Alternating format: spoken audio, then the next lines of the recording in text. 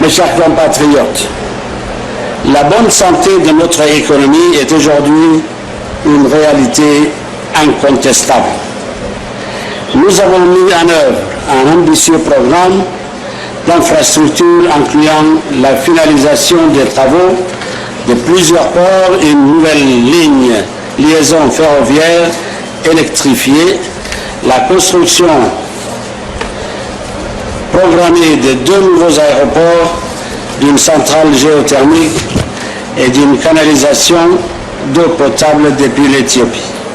Par ailleurs, nous continuons à développer de manière soutenue les secteurs des télécommunications, de la pêche et du tourisme, ainsi que le transport aérien avec la revitalisation de notre compagnie Air Djibouti.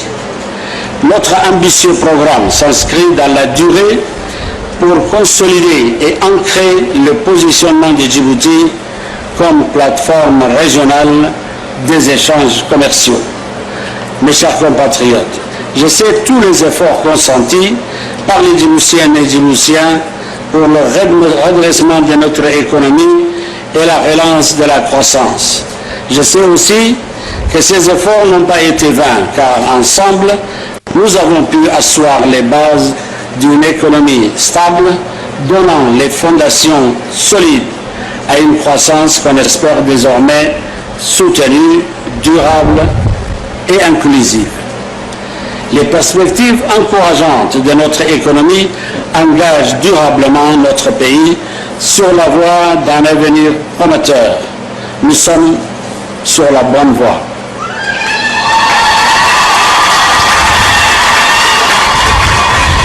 Nous continuerons à la suivre avec optimisme et confiance. Ensemble, nous rechercherons toujours la performance dans un esprit de solidarité et de partage.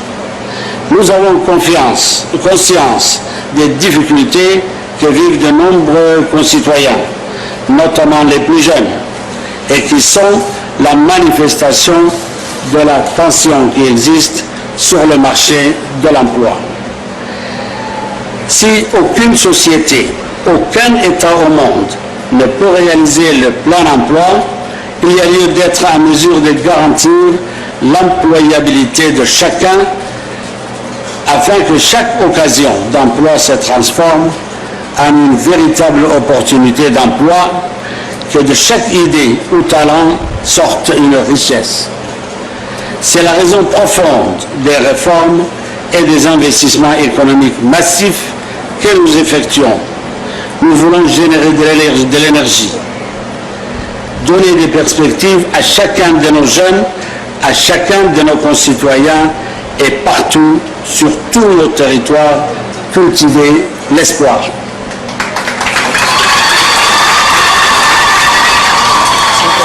Mes chers compatriotes, une société qui espère est une société qui avance. Nous voulons que les Djiboutiennes et les Djiboutiens aient l'espoir pour eux et leurs enfants d'une vie meilleure. Et avoir un toit, un foyer, c'est la source de tout, même de l'espoir. En effet, le logement est une société, c'est l'une des plus grandes préoccupations de nos concitoyens après l'emploi, car il représente non seulement un poste de dépense important pour le foyer, mais il est également le prérequis d'une vie digne et décente. L'accès à un logement décent et abordable est une condition nécessaire à l'inclusion économique et sociale, car sans condition de logement décent, on ne peut pas se projeter dans l'avenir. Envisager sereinement de fonder un foyer, une famille, s'insérer pleinement dans la vie sociale avec tout ce que cela implique pour la citoyenneté, l'estime de soi et le respect des autres. Devant la poussée démographique et face à un secteur du logement devenu spéculatif, répondre aux besoins du logement d'une population fragile, mais aussi répondre à une attente des classes moyennes qui veulent également être logées est devenue une question prioritaire pour ce quinquennat. C'est la raison pour laquelle, au-delà des politiques publiques qui sont menées par mon gouvernement en matière de logement et de lutte contre l'habitat insalubre, j'ai voulu m'investir personnellement en lançant la fondation Droit à un logement.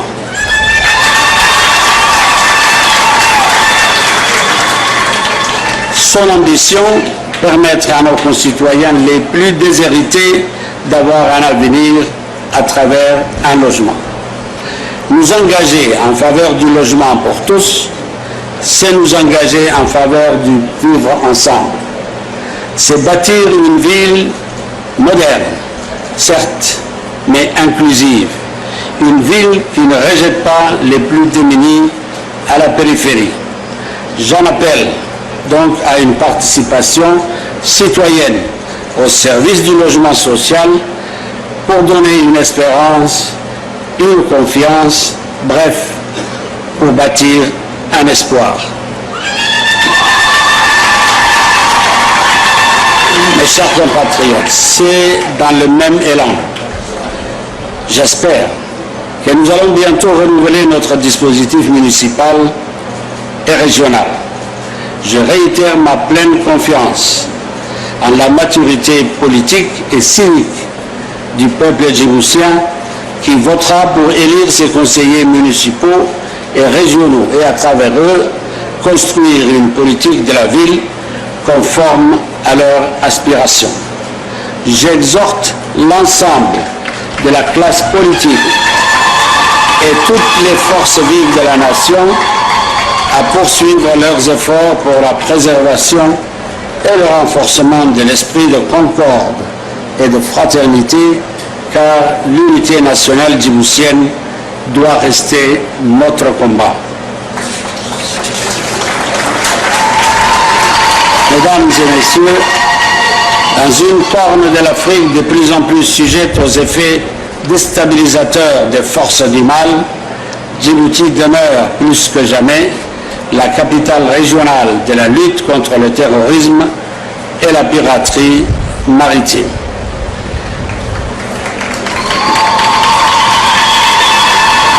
Les enjeux auxquels sont actuellement confrontés les pays de la région ne cessent de se complexifier. C'est pourquoi, dans ce contexte agité, notre pays a fait le choix de mettre en place une diplomatie au service du développement, c'est-à-dire une politique qui met au cœur de ses préoccupations la promotion des notions essentielles telles que la paix, la défense et la sécurité. Mes chers compatriotes, en ce jour heureux de la Eid al-Adha, permettez-moi pour conclure d'avoir une pensée affectueuse à l'endroit de nos forces déployées sur plusieurs théâtres d'opération, en particulier les bataillons Hill qui contribuent à la restauration d'une paix durable en Somalie. Eid Mubarak à tous et à toutes. Que Dieu le Tout-Puissant bénisse la République de Djibouti. Assalamu alaikum wa rahmatullah.